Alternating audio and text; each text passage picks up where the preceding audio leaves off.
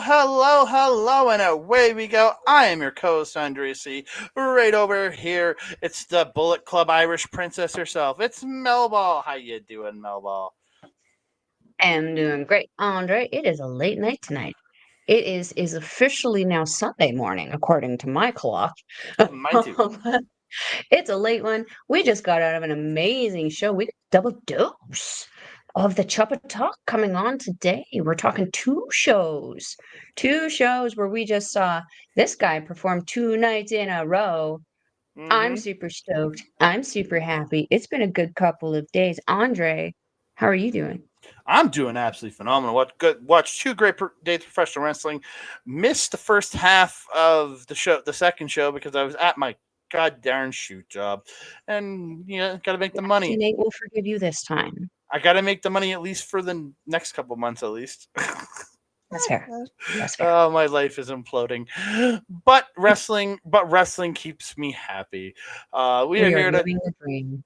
We're getting a double feature today. We are talking LPW 21, The Chain Wrestling, and we are talking RCW Art of War, ladies and gentlemen. So we're getting a double dose. But before we give you the double dose, I want to thank you all for all the great support. Please keep liking the video, subscribing to the channel, commenting down below, and sharing us out, because we really do appreciate you guys sharing us out and helping us grow the channel. We really do. Also, don't forget, hit the notification bell to be alerted every time we drop a new video. Ding dong. No fucking way I'm answering that one. Not at 12:02 a.m. No. That's going to be a strong pass. Yeah, I'm scared. I'm scared of that one. So we're gonna. Hey, you're working out with Rich King. You're fine. You got the muscles. I still don't want to get stabbed or shot, so no. Just do a Tangaloa, just sword hammer. Man, this town is full of like crackheads and meth heads. No, thank you. I live in a small town that's full of crackheads and meth heads. No, I'm good. I'm not in a small town, and I'm relating to this. So we're gonna kick it off with some LPW 21, The Chain Wrestling, from Friday, November 24th at the Edmonton South Common Rec Room. We can kick it off. We got The Chain right there. There's a bunch of the matches listed right there for the show. One of the matches didn't happen, and one of the matches that did happen just is in a little black banner at the bottom. Yeah. I find it funny. Glorious chaos. Yeah, so we kicked the night off with the LPW Challenge Championship. T.Y. Jackson challenging. Where's Hard at 12:04 a.m.? He's challenging Travis Williams for the championship. Really great match. Both these guys, again, we're big T.Y. Jackson fans here at Chop Talk. This guy is so dynamic. I don't think he can do really any wrong in the ring right now, because he's so good. And then Travis Williams, like, going from the golden boy that he was a year and a half ago to now he's the professional. It's just so smooth, so accurate, so precise. It's that Lionsgate Dojo. It's that. Yeah. This is what okay, so there was that guy, there was the Icarus Kid, there was those two other guys. Evan Rivers from tonight. Yeah, the Pop-Tart guy and Mr. Lee. Remember? Oh yeah, and then you have Evan Rivers from tonight's also out of that Nine Dojo. That was the other one. Yeah, There's a lot of very impressive students coming out of this school. That's very good for their reputation. Very impressive, and they're all kind of coming out with different skills, which I equally like to see. They're not coming out all the same with the same kind of cookie cutter moves in a typical kind of dojo thing as it would be.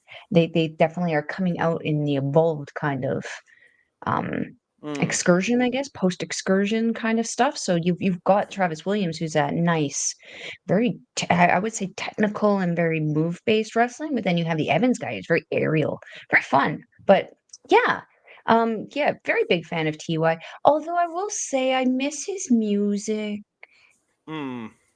I do enjoy the new one, and I really do enjoy the like coolness of the little electrical thingamajiggy that he has in the beginning of his song now, but I do prefer Necklace, which I got to hear at RCW sort of anyway. But yeah, TY ever impressive. I really, really liked his gear tonight. I personally I know the gear has been worn before, but I haven't personally seen him wear the gold gear. I liked it. I liked yeah, don't have a whole ton to say on this. I've really felt that Williams is just very, very impressive. I've always Yeah. really enjoyed him. He really does kind of look like younger version of MRB right now, doesn't he? Yeah, even when he had the blonde hair, he looked like an even younger version of MRB when Blais had the long hair, and then he shaves the head, and I'm like, okay, you just still look like MRB because of the shaved head version of MRB now. So Right? again, He looks like MRB like before COVID kind of thing. Kat and I were mentioning though, the hair really matures him. Like the lack of the hair really matures his look. Because when he was younger, when he was younger, when he had the longer hair, he looked almost uncomfortably younger than he really is. He really looked very, very childlike. And I feel with the name The Professional and this new look, this new haircut, it really has come together for him in that kind of perfect kind of package. He really is a package deal, and I'm really impressed with him being the champion so far. That being said, I do need to see him doing this every month. I was a little disappointed after he won the title initially from Son of Irish that the next month we did not see this championship. So I'm hoping that's not the case going forward. But bookings are bookings. You already are is what it is. But it is a thing for me that I do like to see the best of the company, the representation of the companies being put forward especially when we're paying $60 for a VIP tickets. The best of the company is going to be your champions. So I want to see your champions. Son of Irish is there. yeah, Disney. But we didn't have that championship. But otherwise, they made up for it in this match. Holy hot diggity, did they make up for it in this match? Great opener. yeah. So the finish came. Pride and Thad come out when TY is on the top rope. They distract him, he goes for the dive, but he misses Travis, and Travis rolls him up, grabs a handful of tights, and gets the victory. Yeah. It's interesting how they're continuing this play with the faction battles within things that aren't even involved in the factions. It really keeps the feud alive. But Yeah. it I do what I will say that I like that LPW is doing with this particular kind of faction battle is they're not making it obnoxious like it was in the past. I remember when I first started coming to the indie shows, there was a faction known as the Millennial Rebels. Yeah, I love those guys. I can't relate on that. I felt that they were the biggest waste of time on that freaking company. But the problem was when you had 7 to 8 matches on one show and a faction of 4 guys, and each one of them had a singles match, it literally made half of the show about those people. And to me, they were the house of torture of Alberta at that time.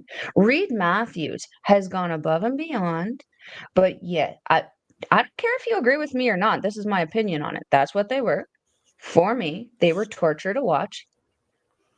Stop moving. Yeah, they were. And it was half of the show, more than 50% of the show if there was only 7 matches. That's not what I wanted to see as a fan. And there's a reason why I started going with 12 people and then I was suddenly going alone. Yeah. I felt the same. So yeah, moving on from that though, I feel LPW is not doing what that company did wrong with that and is actually doing this right because they're not coming out and being a nuisance throughout the entire fracking match. We're able to actually see a really good match and then have a little bit of a what's happening here at the end there. So that's actually really good. I like this. This was kind of like a little cherry on top for me. So good job. Yeah. So then we moved on to a gauntlet match. Winner would get a shot at the LPW Grand Championship at the Oil Rumble in January at Rodgers Place following the Oil Kings game. I'm going to quickly go through all 3 matches. Straight up with Thickness versus Crowe. Great match with these two. Thickness doing that beautiful suplex that recaptures the leg and does flips. I love that suplex. In the end, Thickness goes for the power bomb, but Crowe ends up getting a Hurricane Rana into the pin for the win. We then moved on to Zoe Sager versus Stephen Crowe. Great scorpion kick by Zoe in this match. Yeah, we were talking about that all night. Yeah, that was a really great kick. Yeah, and then a series of back and forth pinfalls. Crowe did roll up Zoe to get the win in that match. And we moved on to the third match in there. It's Michael Allen, Ritchor, Clark. I don't know how he does it. I don't know his poses. I think he goes Michael the side Allen, first and then a bicep and then Clark. I don't know. He drops to the knee. Yeah, I don't care. It's just hot. We need to talk to Kat. She's obsessed with him. So, I mean, yeah. So, end of the match. Michael and Ritchor Clark. Especially these two I thought had a really good back and forth. But the end came with the Claudioplex, which almost ended in a giant crash. And then they got it, and then they did the Claudio. Because when he went to lift him the first time, they almost slipped and fell, and then he got him up again. The ropes, right? Yeah. Then he Claudioplexed him in, and then he hits the rolling reverse Death Valley driver, and Michael Allen Ritchor Clark gets the victory. Yes.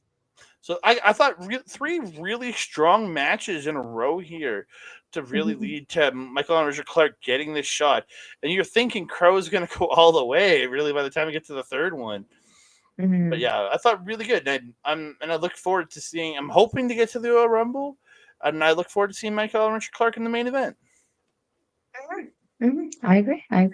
Yeah, I think we are going to that Rumble, aren't we? We don't have tickets quite yet because we bought our tickets for LPW 22 the week after. But yeah. Pricey. All this money on wrestling. That's what we do, though. We love it. Money. Thickness. I love Thickness. I don't care that he's a heel. I don't care that he hates that I cheer him.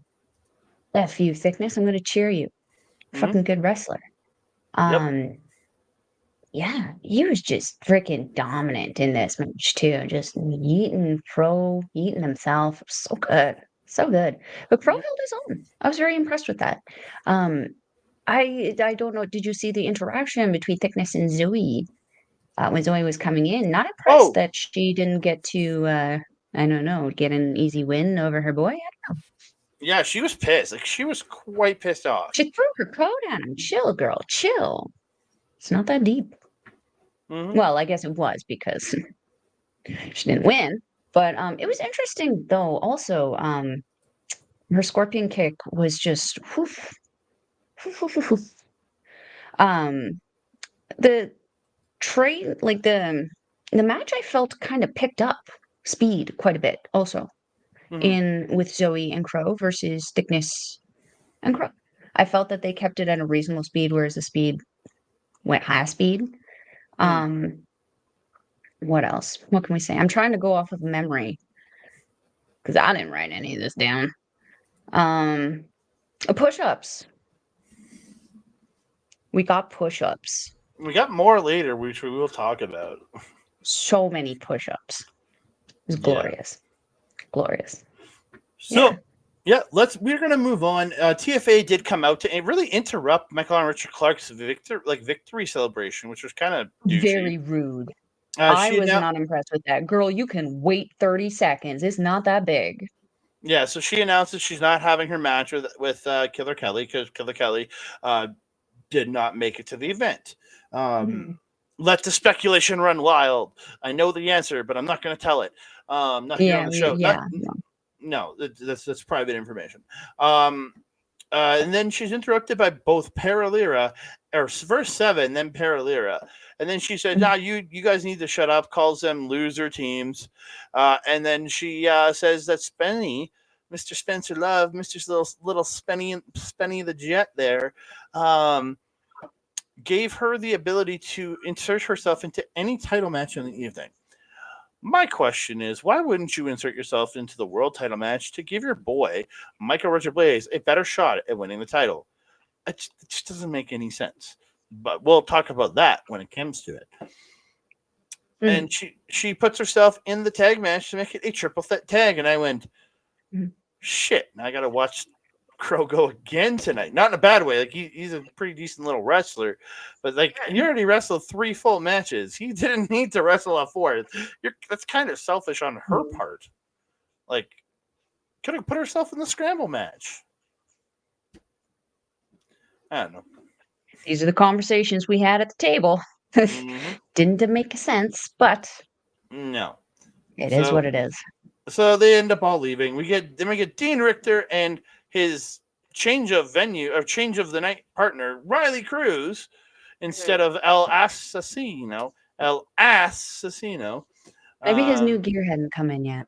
Yeah, taking on Son of Irish and Jarrod Rodgers. They're young, as I like to call them, young guns.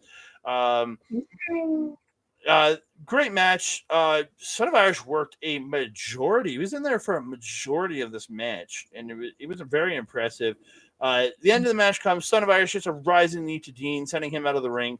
And Riley Cruz did get a blind tag on it, and then Cruz comes running in with this running pump kick to Irish in the face, and then he goes for a suplex on Jarrod Rodgers, but Jarrod Rodgers rolls him up with a small package, and the Young Guns get a win. Plus side of Soy Boy taking most of the beating in that match was Jarrod Rodgers came in there fresh to death. He got a win on that one.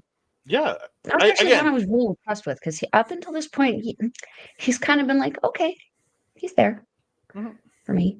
But and I got to give props to Riley Cruz. I think that kid's getting better every time we see him. Yeah.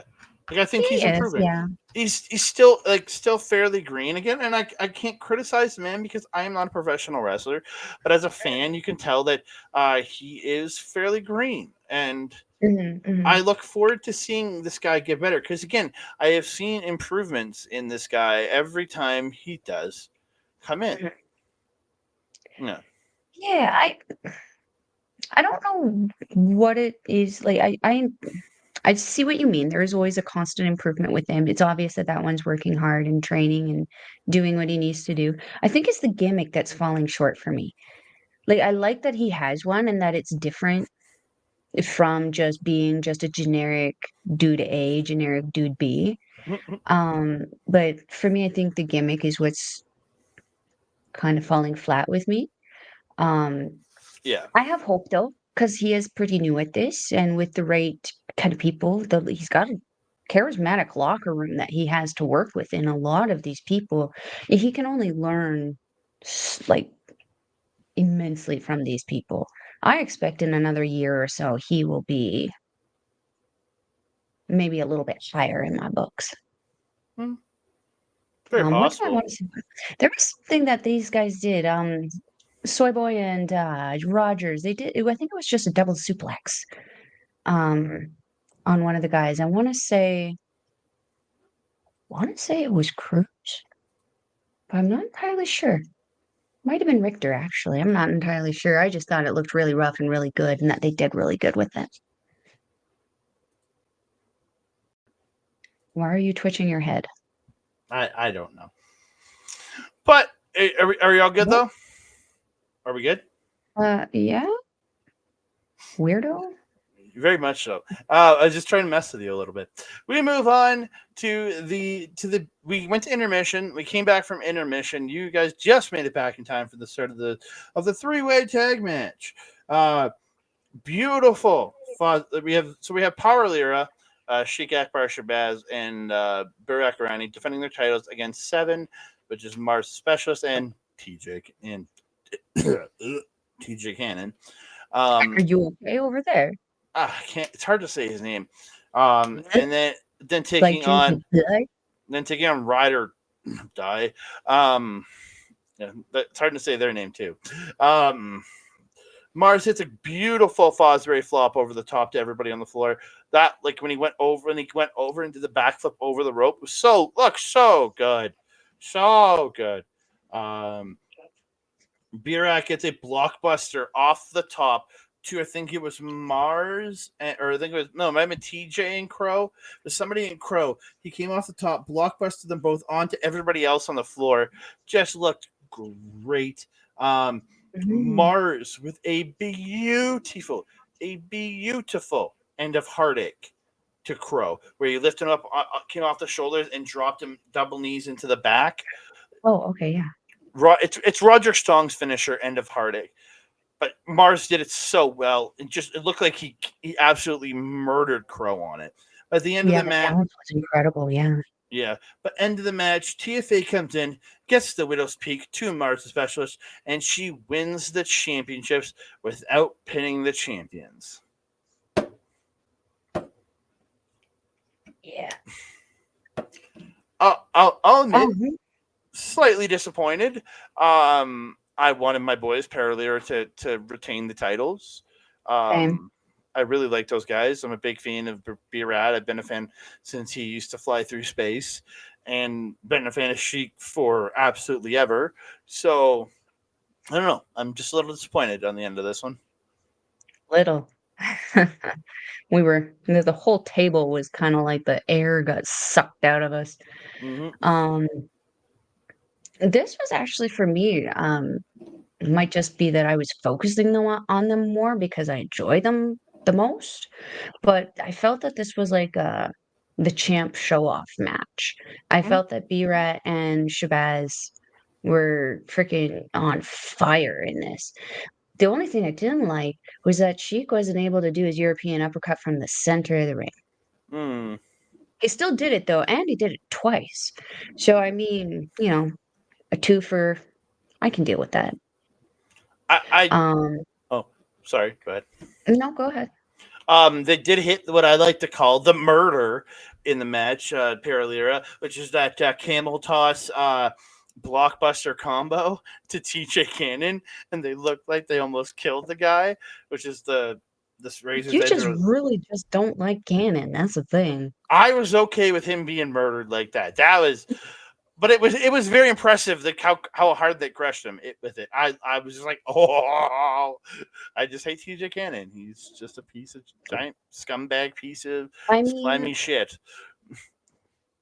my complaint was when they were on the corner in their thing waiting. Like my short ass is already in front of the post.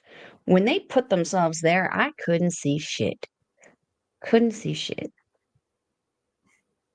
I mean, I could see Mars's ass. It was at least nice to look at, but not Cannon's. That is all back to thigh, man. Oh That is a Jesus! board. Um, but here's Wow. something I really enjoyed about this match, and this is something that you and I have been critical on our other shows, particularly NJPW with this. The tag matches that have multi teams in them. Yeah, where like one member of each team is not in. Like this was a typical tag team. There were two people in when there were three teams involved. But here's the thing. They did it really well. Hmm. Like they did it in an organized manner that didn't make it not enjoyable. With NJPW, sometimes it's just obnoxious, and especially with like some of the North American companies, WWE especially, I don't like it how they do it. I feel like AEW has done the same thing, but I don't watch the products, so I can't really say for sure. Um, but I find that it just turns into a whole lot of muck and muddle that just doesn't look good. Hmm. This was like the perfect combination because when chaos did start happening, it didn't break down, and that's not typical with these companies in Edmonton. So what I really enjoyed is that the chaos was actually organized chaos. It made sense. It felt chaotic as it was happening, but it didn't feel like, oh shit, I'm in danger chaotic like it does in some other places. You know what I mean? Yeah. Like it felt really, really safe and good. So yeah, I actually really like this match, but I agree. I was not happy with the outcome. Um, I mean, given what happened at the end of the night, it made sense. But given that we didn't know it was coming, it was kind of like a nuisance. Hmm. I still would have rather liked to see. Lira still being the champions. Team Chippendales. Yeah. But Yeah. Yeah. Again, I enjoyed the tag match overall, except for the ending, pretty much. Yeah. Hate to say it, but so we move on to the Scramble Championship match. It is the men of two minds, Jack Pride, defending against the man from the Yukon, Rich King. How do I say this? Lionsgate Dojo trainer, Uncle Daddy Tony Baroni. Lionsgate Dojo graduate, the Northern Star Evan Rivers, and Lionsgate Dojo graduate Tara Zepp, the villain Tara Zepp. Again, some great representation for the Lionsgate Dojo in this match. Yeah. Starting to think this school might be legit, you guys. Yeah, and Mel had a. I don't know if she wants me to say it, but she had a description for this match. It was a kink match. Is what it is. Everybody had some kind of weird thing. You got the man of two minds, Jack Pride, freaking role playing. You got freaking guy who likes to call himself daddy. You got freaking Rich King, personal trainer. You got the villain chick, bondage, tattoos, crazy clown fetishes. And then you got the Rivers guy who had the mohawk and the mask and the. It was all kinds of weird. It was a yes daddy match. And speaking of tattoos, I was just looking her up before we did the show. Tara Zepp is actually a very accomplished tattoo artist on top of it all. Yeah. Ooh. Yeah. Kat and I would be very interested in that. Yeah, you guys are very much more interested. Yeah, but so I just figured to throw that in there. A really good match. Beautiful double delayed superplex by Rivers and Baroni, holding Rich and Pride in the air, and Tara Zepp came off the top with a beautiful crossbody to everybody to bring them all down. Really, really good. Beautiful, like 3/4 of the way across the ring moonsault by Rivers to Pride. But the end of the match, Marz came in, ends up kicking Rich in the head. So Pride ends up getting the stomp and pins Rich for the win to again cheat and retain his title. He couldn't just do. Oh, and being sad, was it this match or the last one where he pulled out Stu and then Stu it was the last one. Okay, and Stu turns around and just gets inside his face and just like, oh God. It was so. I couldn't tell what was funnier in that moment. It happening or our friend Humanoid Freak's description of what, because the noise he made versus the noise Thaddeus made were two very different noises. One sounded like a human being fearful for their life. The other one sounded like a scared frickin' pig. I didn't know what was going on. Mm-hmm. Yeah. Again. Are you done with this one? I'm done with it. Can I go? Something I'd mentioned before about the organized chaos in this, they've been really knocking it out of the park with these scramble matches and that glorious chaos. Everything that everybody does makes sense. There's no one sitting there with their arm on the apron, staring into the ring, watching people take frickin' submissions or pinfalls almost, and it not making sense. What was her name? Tara? When she was, not doing anything, she was still selling. She's meandering around out in the ring, just kind of looking around, laughing at herself, talking to people in the crowd. And everybody else did the same thing. It made so much sense. Who was doing the dives outside? I think it was everybody. Like Pride took the first dive, and then Daddy did the next one, and then I think Rivers did the next one. Well, Zepp got sent out onto Pride on the floor. Then Rich King did a somersault off the apron to them. Then Uncle Daddy Tony Baroni did his dive to everybody, and you see Zepp just kind of like back away as he just pulled the Samoa Joe and just backed off. Yeah. So Yeah, good. just good. Everything then- about this was so good. And then Rivers what did else? his dive, and she did. She was just like, "Fuck this! I'm Samoa doing this again," and just went back up and went. Pretty Eh. much. It was so fun. It was great. Richkins and Crowe music. The best. I love it. You and I think we're the only ones singing along with it though for a bit there. Andreas and Disappointing. Kat were singing. Edmonton. Huh? Andreas and Kat were singing. Well, like our table was singing. Oh, okay, yeah. Yeah. But like someone else was. Disappointed. Edmonton, get on with it. Come on. Though, shout out the champ on his simple but effective moves. You know I don't like the double mushroom stomp, and that's one of his moves. But the height that he got in this one, there was like a sense of urgency for him to get away from the turnbuckle because I think someone was running in at that point. Mm-hmm. So the height that he got off of that was really, really cool. And he also got some fair distance on that. Mm-hmm. But then he Drilla Maloney followed up with it, where he just turned around, caught the guy. It was almost like a shotgun drop kick, freaking double stomp into the ground thingamajiggy. Again, simple but effective. I love those simple but effective moves, just not the double stomp in general. But he made it fun, much like Drilla Maloney. What else? It's all I'm recalling right now. Yeah. Again, really good match. I loved it. I had a great time watching this match. Then we move on to the main event of the evening. It's for the LPW Grand Championship, Lumberjack Larry Woods versus Michael Ritchor Blais. So, Larry just won the title last month. So, they both come out, and then a video plays. And it's the video of the rivalry between the Clandestine Society and the Radz. And then the video stops. Larry turns around looking at Blais like, what's going on? What is this? And TFA slides in the ring and smacks Larry in the back of the head with the book of the Clandestine Society. MRB then gets the mic. And then Clandestine Society beat up Rich and TY, sending them to the back. MRB says he's haunted by a lot of things. LPW needs him. We need him. We do. We need our savior. He starts choking Larry with the chain, says it all started with the Radz ruining his moment. He forgives Larry, but he will never forget. And he pulls out the old line of Spencer, hold my jacket. As I remember him used to yell that at me when I was ring announcing. He'd yell, Andre, hold my jacket. So it's just like, yeah.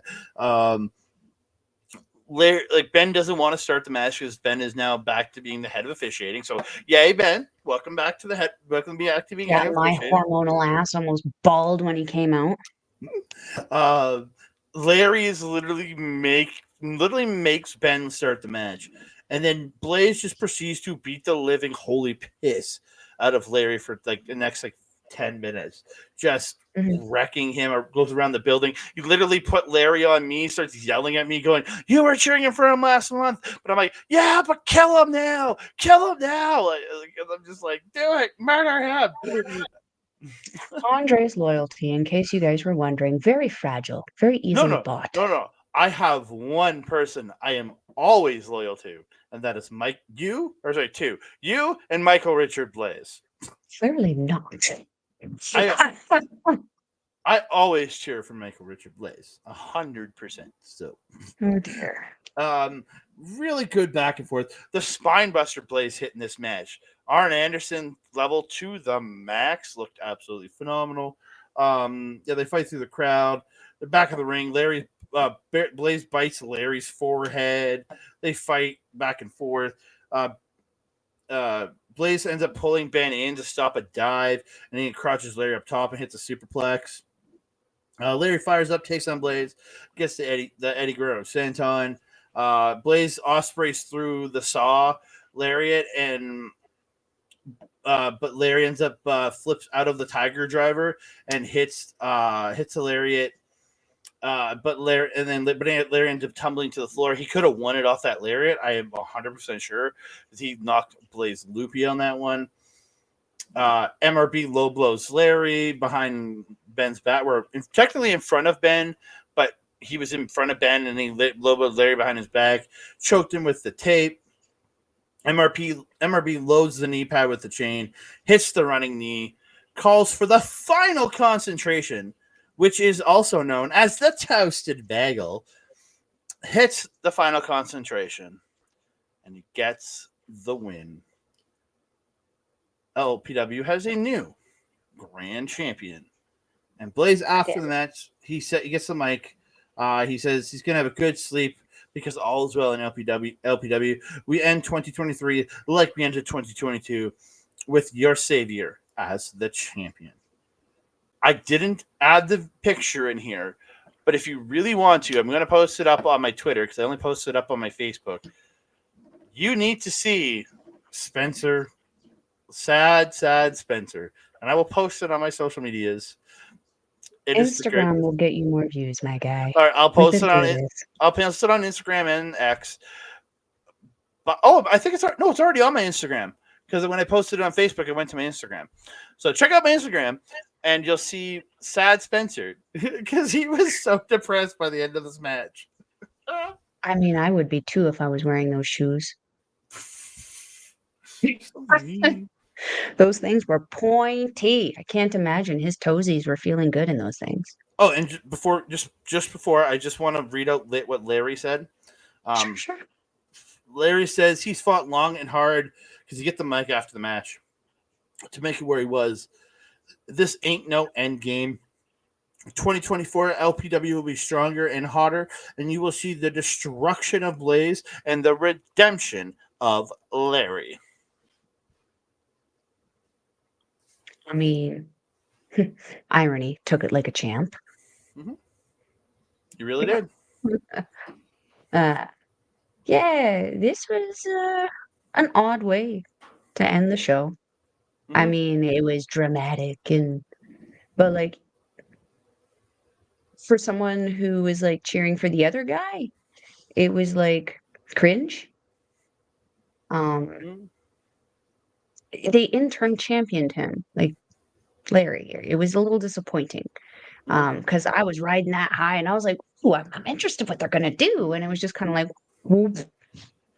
"Oh, well." And we were saying at the beginning of the show, "Look at all the flannels.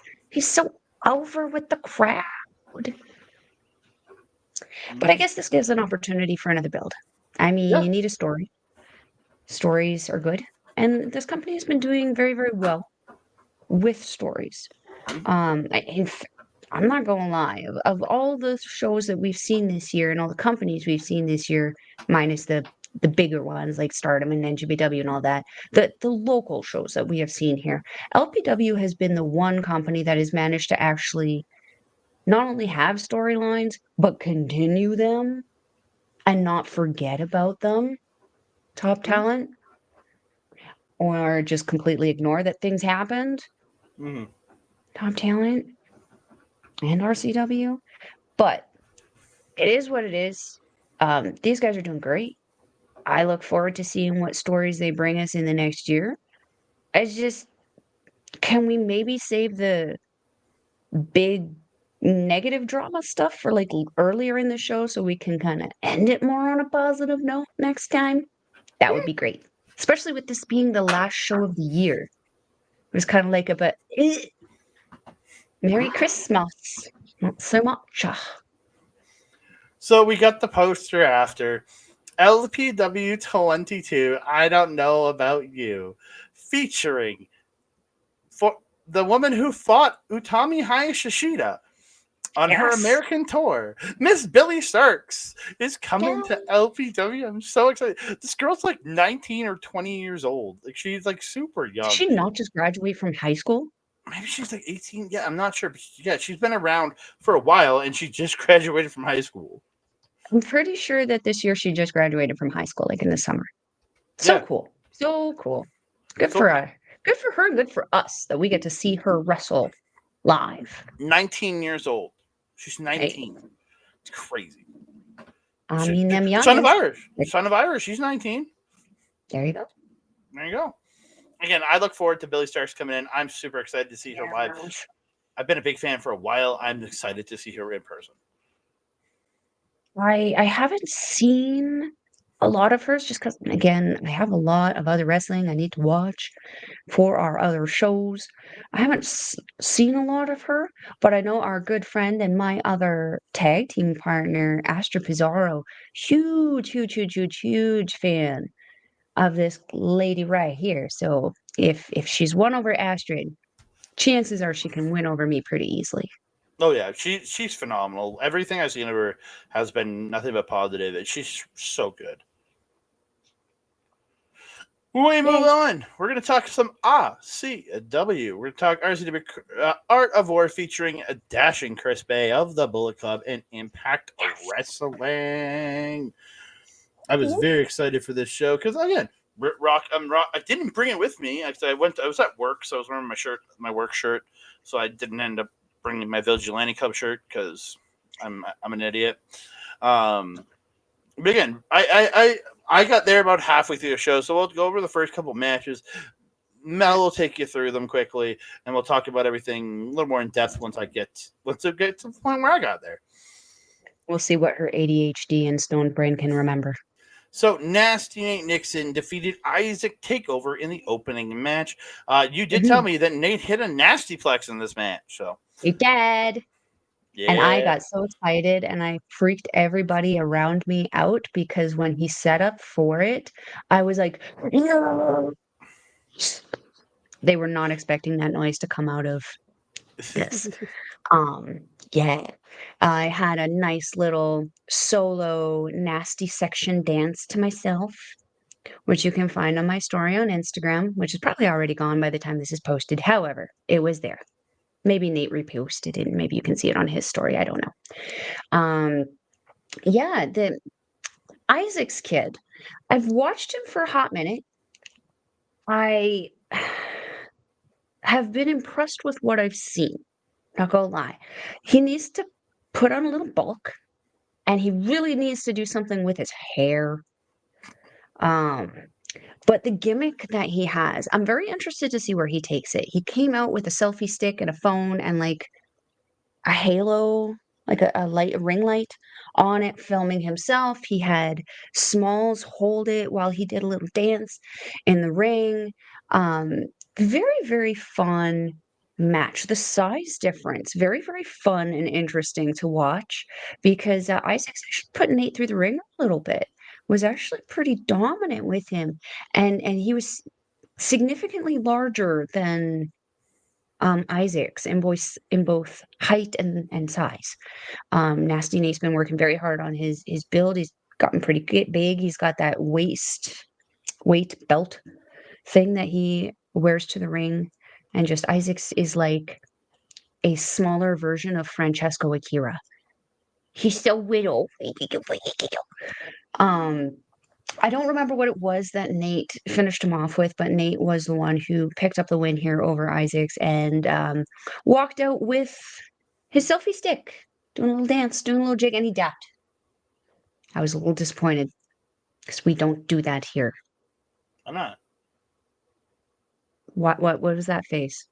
Don't. Oh. Go join that Isaac's kid with his million TikTok followers or whatever. Get us some more exposure, maybe.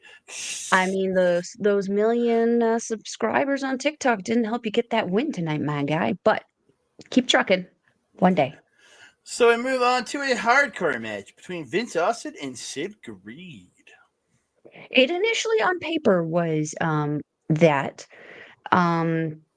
Sid came out with his manager, his Gato, his Gusto, as we are calling him, Gusto, the goose, the Canadian goose, and chaos, glorious chaos erupted when Bryce the Slammer showed up and decided he was going to get involved.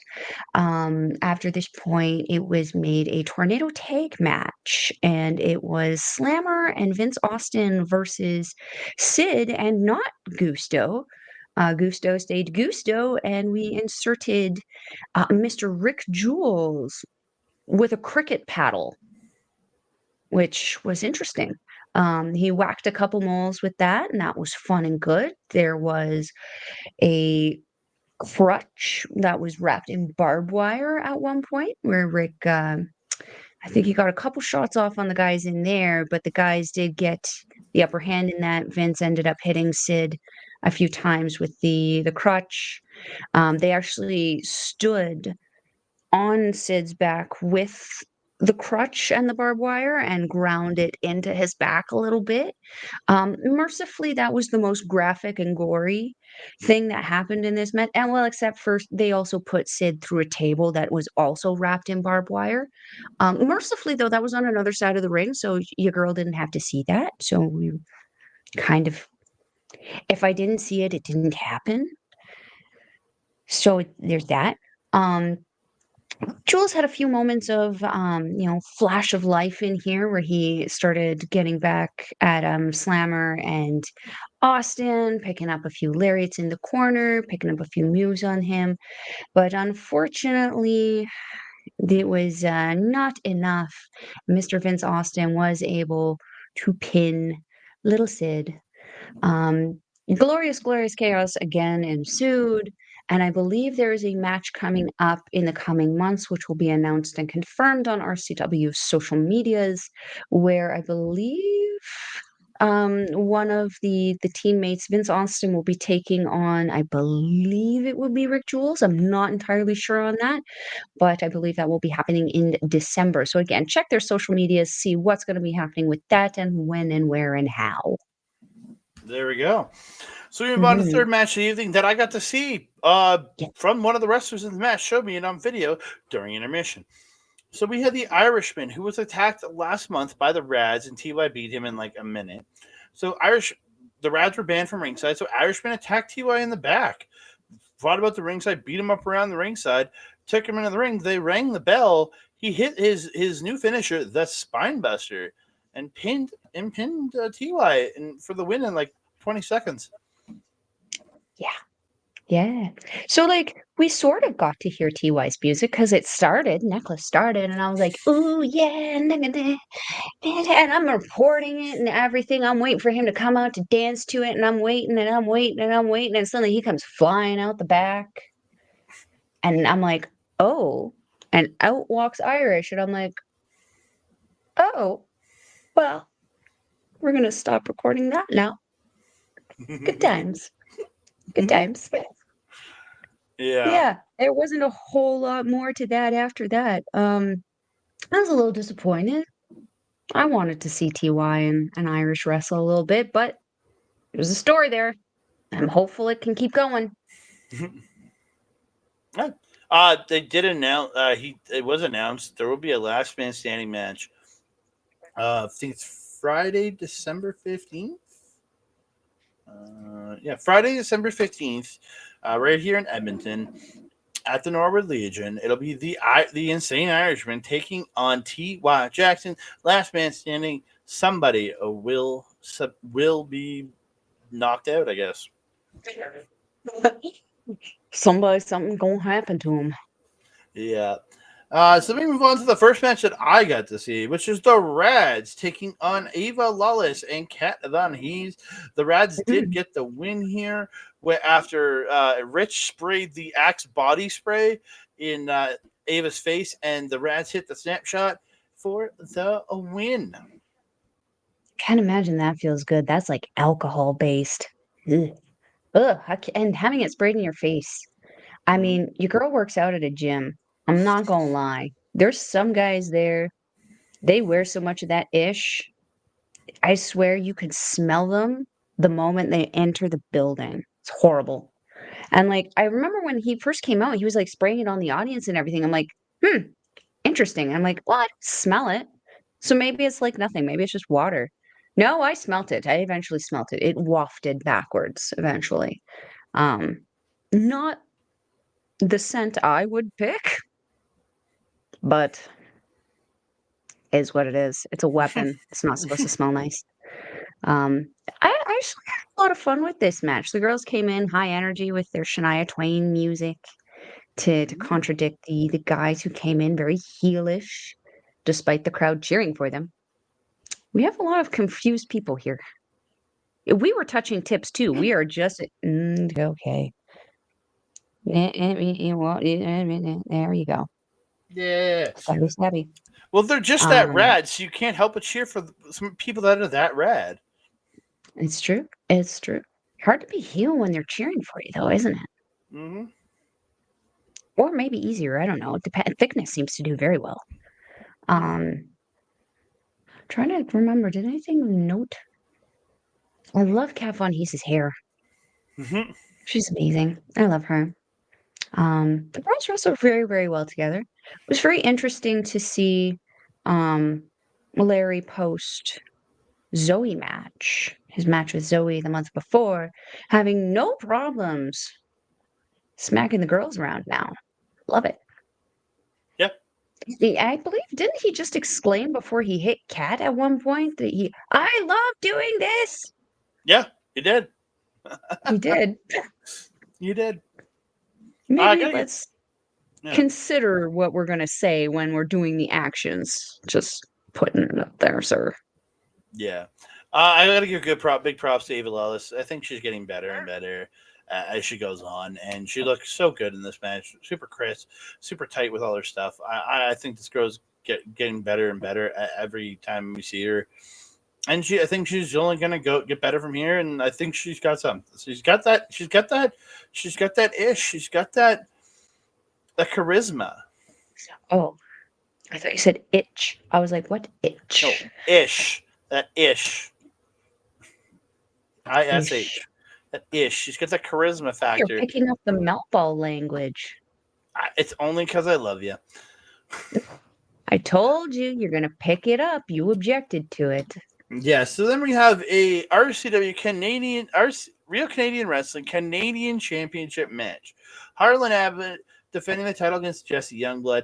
In the end, Harlan Abbott does win it with a F5. Yeah. Yeah. Again, a good match. I was kind of checked out for this one. I don't know. This combination, I've seen it a lot over the years. This one I just kind of checked out on this match. I'll admit that. I was kind of in the same boat. I was also trying to get in touch with a boy. So I honestly wasn't paying attention too much to this one either. And I'm in the same boat as you. I have seen this combination quite a bit. So it was kind of like they also took their time getting into this match. There was a lot of like walk around, a lot of warm up. And that seems to be a thing, which is good in some situations. This one, it was pretty okay. I wasn't unhappy with the match. Just was very distracted as it was happening. Mm-hmm. Sorry, guys. Yep. Girls got to do what a girl's got to do. Nope, sorry, we're not there yet. Two more matches.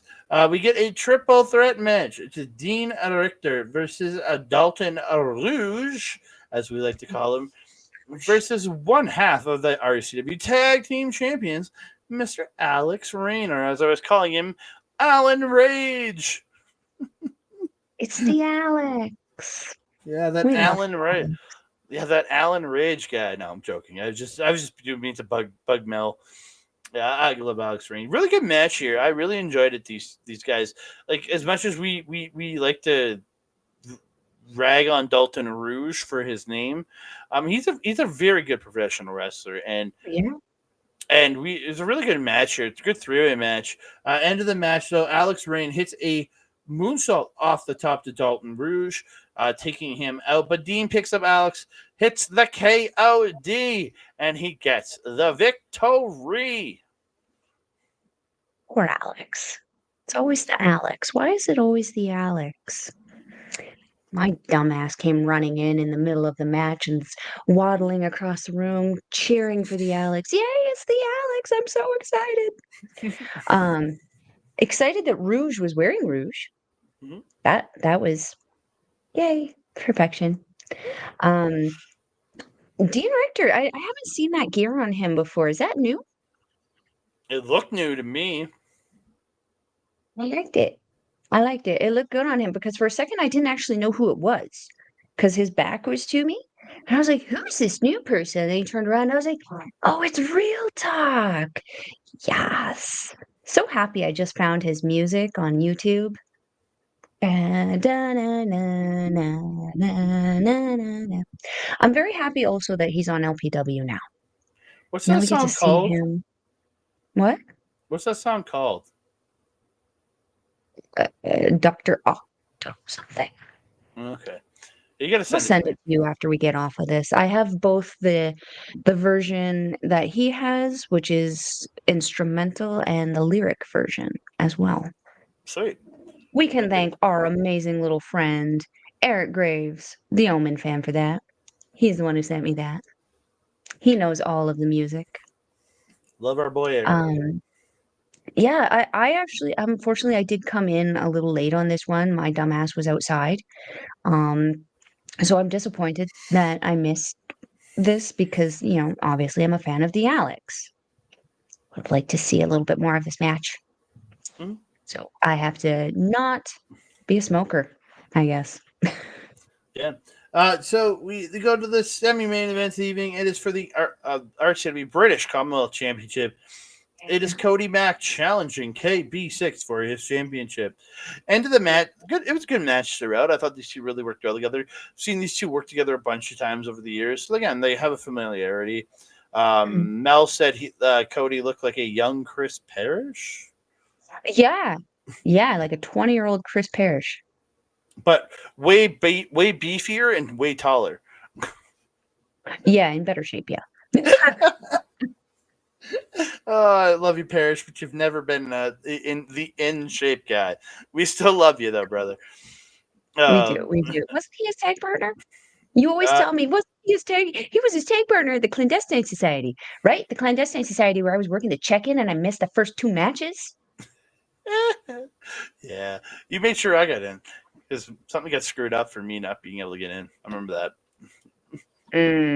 Yeah, you made sure I got in. Thank you. I love you. I know. But at the end of the match came, Cody ended up spearing KB6. KB6 on the apron. He goes through the rope, spearing KB6 to the floor. They crash to the floor. They get to the count of 7. They're both up, and then they end up both punching each other in the face, knocking each other out, and they both it's a double count out and no contest. And KB6 retains the title. But post match, Cody Mac challenged KB6 to a submission match on December 30th at the Norwood Legion, and KB6 accepted. So it's going to be a submission match. No countouts, no pinfalls, none of that. The only way it's going to end is by submission. But this match was really good. This was officially my first time or second time seeing Cody Mac wrestle. I've seen him once before at Top Talent. I've heard a lot about him from a lot of people here. He's got a big following. Very, very smart for RCW to bring him in. Mr. Email Password there. He's the one that I follow on TikTok. His stuff is hysterical. Highly recommend you give him a follow on there. They actually had a really decent back and forth. I was actually really impressed with this.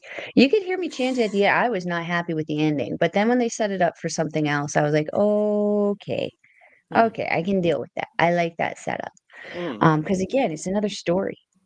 It's another continuation of something, and that makes me very excited and happy to see. In regards to this match, I felt like it was a pretty, I don't want to say standard back and forth, but there was a lot of lariats, there was a lot of strikes, there was a lot of really well done moves. Both of these guys are very, very well educated in what it is that they're doing. That being said, though, I have seen KB6, Mr. Email Password, a hot minute, but I ask you because I don't know. I've not recalled seeing him do submissions. Does he have submissions in his? He does? I think I've seen him use a crossface in the past. Again, a guy can pull out a submission. I've never really known Cody to have a submission either, so.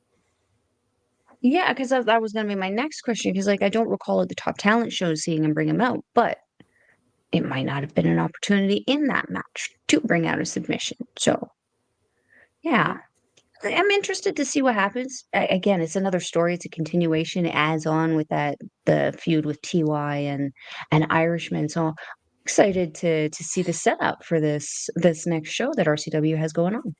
Yeah, I'm looking forward to the next couple shows. It'll be interesting. Yeah. We got the main event evening. It's Chris Bay versus Son of Irish Tag Champ versus Tag Champ. I love it. This is a poster I made, so yeah. Yeah, so there's a spot where Bay got like Irish kind of like half hanging off the apron, and he dropped the knee, which ended up spiking Irish into the floor. Look, it was on the opposite side. That. It was on the opposite side. It looked sick just from our side. I'm like, oh god. Yeah, because my dumbass zoomed in and all I saw was his feet disappearing over the side of the apron. Poor little soy boy. Beautiful discus lariat by Blais, or by Bay, not Blais. Blais is in Mexico. By Bay, and Irish just fully flips over. But then Bay decides to do the cocky Chris Jericho pin. He puts the foot on the chest and does a and Irish kicked out at 2. Like it was like, dude. There's a spot where Irish goes into the corner and Bay's chasing him, and he pops up onto the top, bounces himself, backflips over top of Bay, who runs in the corner, grab Bay and German the shit out of him. Look, so good, so crisp, so fast. Bay, Irish, Son of Irish is going off the second, coming off the top, going for the IRA, which is the cutter. But Bay catches him on his shoulder, torture racks the shit out of him. Yeah. And then hits the Hercules cutter, then picks him up, brain buster, but he can only get a 2 count. Great sequence there. Great sequence so there. And then Bay comes out of nowhere, just steps forward, bang, Superman forearm, just dropping Irish. Look rough as hell.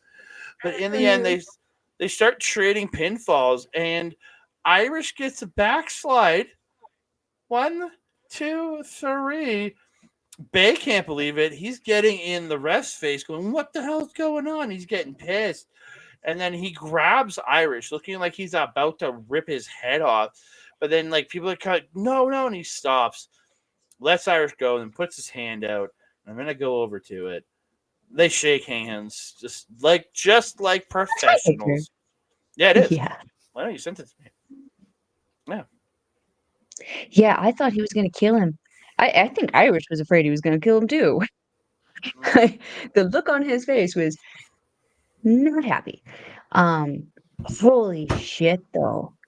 Was this match what I expected and then some? I mean, we know what Son of Irish is capable of. And we know what Chris Bay is capable of. We watched him last year in the NJPW World Junior Tag League. Like with Asa Austin. Holy shit. These guys were incredible. Seeing the two of them together, though, God damn. Irish took him to the limits, but man, Bay took Irish to the limits there too. And the look on Irish's face when he got that pinfall, just the pop of the crowd too, was so nice. Made me feel good. What a match though. Holy heck. I hope this kid is proud of himself because he put on a freaking killer match against one of the best juniors in the world right now. Chris Bay is on fire in North America right now. He's very, very popular, traveling the world. I mean, I expect to see him back in Japan very, very soon. Oh, we talked to him, and he's saying they beat the champions last year in the tag league, catch 2-2. So they're still owed a shot. Doesn't matter who the champions are. They're owed a shot at those tag titles. And he's like, "Oh no, don't start nothing between me and the War Dogs. Those are his boys." And as we're walking away, I'm like, "ABC versus War Dogs," and he just laughed. I mean, he said they want a shot at the champions. They're the champions. I mean, could you imagine that match, though? I mean, I would watch the hell out of that match. Chris Bay and Ace Austin versus Drilla Maloney and Clark Connors. That is like Team Hardbody of Bullet Club right there. I would be all over that. Hell yeah. Give me that. I don't care if they're just doing a freaking 30-minute match of them just flexing. Give it to me. Oh, this was fun. So Yeah, nice. we got our picture with Chris Bay. It was awesome. I loved it. Just like Son of Irish, he's got 15 freaking abs. Jesus Christ. It's crazy, man. It's crazy. But we have come Oh, to the man. end of we're at the end of another Chop Do you Talk. have any final thoughts, my guy? Oh, two awesome, amazing shows for 2 straight days. I had a blast at both of these shows. Happy, great outcomes for me on both shows. So One thing I wanted to mention, Stu didn't fuck up as much as he usually does. no, he He might be able. usually does, like, there was a few moments where I was like, "Ooh, mm," but I'm just gonna say for the record, Ben Uman is the superior ref of the two Hmm? compared to Stu. We're just gonna say Stu, like Steel. ill. Do you remember that skit that John Cena did with Jimmy Fallon? Ill. Still. Stale. Still. Stu. Stu. But yeah, he didn't do so bad this one. Good job, Yeah. Stu. You didn't mess up as much. Also, thank you, Soy Boy, for getting me shirts. But we're gonna come to the end here. So you can find me on the X Mastodon, Blue Sky and Hive at that Canada Guy, TikTok, Instagram, and Threads at that Canada Dude. Facebook, you can find me at Andre Melball Wrestling Talk on Facebook. You can go over to our local establishment to check out myself over there doing Marvel Talk. We have a review of the Marvels out. We have a review of the whole season of Loki. Whole episodes covering all 6 episodes of season 2 of Loki. And we'll be back in December doing our Marvel Talk Rebound. We're going to be talking where me and Ed are going to be talking Iron Man from 2008. We're going to go back to the beginning, and we're going to go all the way to the present. TV shows, everything. We're covering it all. Well, Yes. I'm expect well, not the Netflix stuff, but I want to do the Disney Plus shows that we never got to cover. Well, except Moon Knight, but I'll rewatch it for Ed if he wants to do it. That's a All ways for away. the Ed. All for the Ed. You can also find me over there. You can find us on Backbreaker Video simulcast over there by our boy Mike the Ref. Go over to Backbreaker Video. Give him a follow. Give him a like. Give him a subscribe. It's all appreciated. It helps us out and it helps him out. Also go over to twitch.tv/Mike the Ref. See all his live content. CAW watch along every Wednesday. All the great gaming content that he does there. If you want to see replays of his gaming content, go to youtube.com/@Backbreaker_gaming. Where you can find all the content that he puts out in his gaming world from him, for all the gaming content from Mr. PJC, Mr. Rick Jules, and their freaking guest, the wonderful, the awesome, the amazing Miss Kayla J. Kayla J. Turn the J. There we go. J. I love Kayla J. We all love Kayla J. Melball, where can we find you? If you're wanting to follow a Melball, you can find her on the X thing at Collins Melball. You can find her on everything else, Facebook, Instagram, TikTok, Mastodon, and Blue Sky at Melball Collins. You can also find me on our local establishments programming, Mindful, every couple of weeks.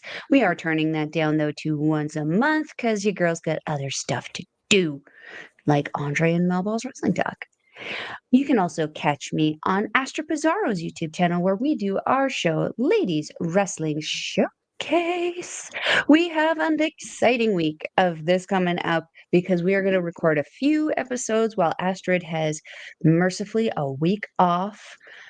Girl's going to have some vacation fun, some vacation time, and record a bunch of ish with her favorite lady in the world, which is me, if you can't see me.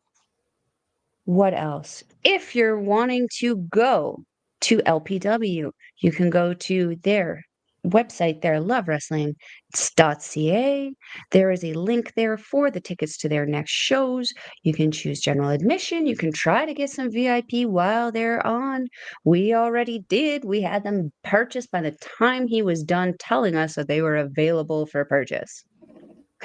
If you're wanting to go to RCW, you can go to their Facebook page and go to their, I think it's Everbright is how it's said, Eventbrite? Eventbrite, yeah. Eventbrite? Eventbrite. There's an Eventbrite link in their description there to get tickets to their next showing. You can also stay tuned to their social media. They leave the link for that in all of their posts. Well, most of their posts, they're pretty good about that. What else? Follow all your favorite wrestlers on their social medias. Also, just go and support your local wrestling. 100%. Okay.